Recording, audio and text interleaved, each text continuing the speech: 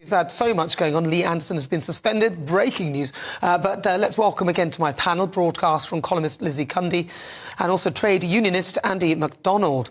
Right, well, listen, we know that Lee Anderson has been suspended. I'm going to come straight to you, Andy, because you said that you know Lee quite well. You've known him for many years. Yeah. What are your thoughts on this situation? Yeah, well, I grew up in Mansfield, which is just one seat over from Ashfield. His wife is my mum's councillor, in fact. So is it? I've been very involved with the Anderson family for quite a long time. And I remember when he was a Labour councillor and a Labour staff member, and when he was suspended from the Labour group on Ashfield District Council. So it's becoming a bit of a theme, seemingly, that he's getting suspended from the primary political parties. So it's just, is he going to go and join the Lib Dems and try and get the triple? It's the big question. They need to suspend their leader first. It was a bizarre comment for them. It was a bizarre comment from do you think it's a bizarre comment, though? Yeah, it was, saying that he's let Islamists take over London and he's given it away to his mates. That infers that there is a clear friendship between him and Islamists. What a bizarre comment. I think that, to be fair to Lee, when he says they're taking over London, I think he's referring to the pro-Palestinian protests that have been going on every single weekend. But people have freedom of protest. No, well, you say that, but then how does it work for the Jewish people then? Because when they're protesting, and a lot of that protesting, there have been quite, some chanting that a lot of people would say is anti-Semitic, including many Jewish people. They're afraid to go out when these protests are going on. Is he not right to say that there's a level of takeover of the streets of London? I think he's talking about the protests. It's difficult to say, because I remember going to a campaign against anti-Semitism march a couple of months ago, and that was very, very well received, very well policed, very respectful, and there were lots of people there. But it's hard, are you encouraging a political figure, Sadiq Khan is a political figure, to intervene in the Metropolitan Police's way of policing protests? That's a deeply worrying precedent. He should be making sure that they uphold the law, so you are not allowed to project things onto the Houses of Parliament or any... People have been projecting onto the House of Parliament for years. Hold on a minute. You're not allowed to do that, though, and if it's something that is seen as anti-Semitic or Zionist or whatever, whichever term you want to use, each are both offensive when you're referring to people in that way, then surely something should have been done. It's hard to police. I mean, why is it hard to police? When was it Somebody's got a projector. Somebody's got a projector. It's against the law to do that. Well, you're going to go after the Ministry of Sound as well. They did it that a few years back. Years ago. I don't know what the deal was. They may have spoken to them, but this is something which is a pure anti-Semitic behaviour, which is unacceptable. Ministry of Sound may have done it. That was, I don't know how many years ago. Long time ago. Right. So let's talk about now.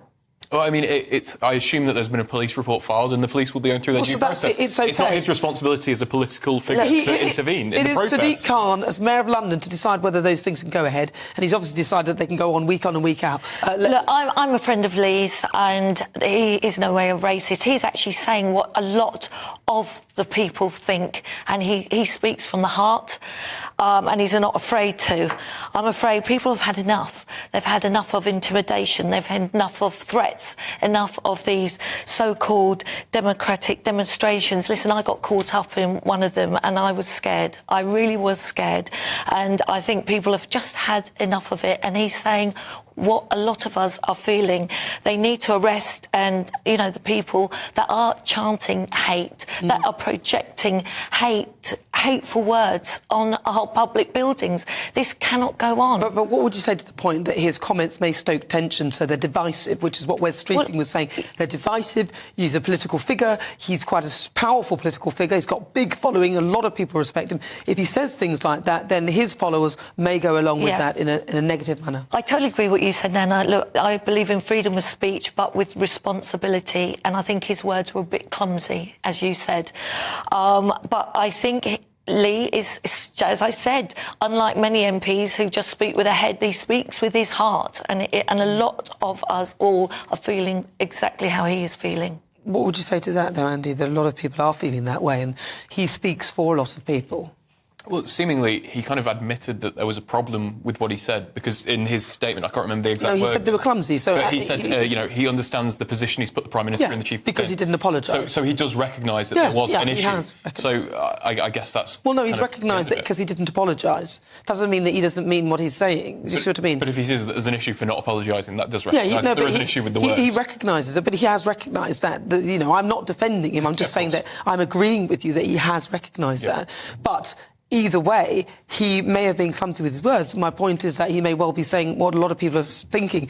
And actually, what this has created, and, you know, it's difficult because sometimes you say things like that and then it's obviously taken in a very negative way, and then somebody slaps a name on you. And then once the name is slapped on you, you are silenced. Yeah. And I'm saying that in this instance, I don't know whether some people will think that he deserved it, others might not think that.